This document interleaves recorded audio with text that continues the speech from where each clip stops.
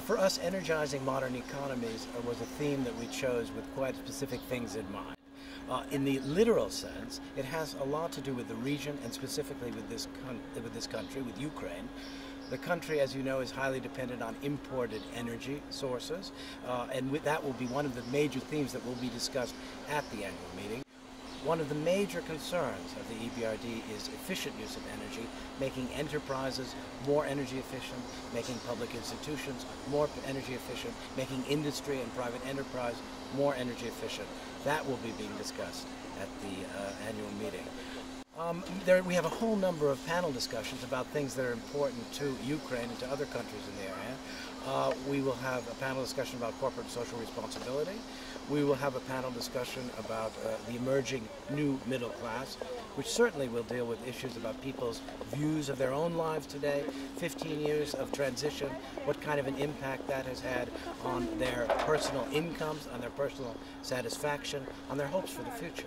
We've had a discussion, for example, the President paid a visit to the students at National University, had a lively discussion about economic, political issues about this country, about Ukraine's place in Europe and in the region.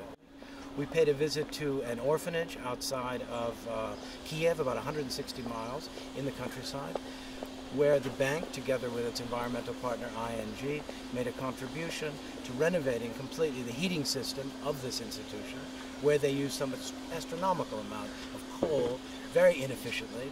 That will be redone and people's lives will be made a little bit better.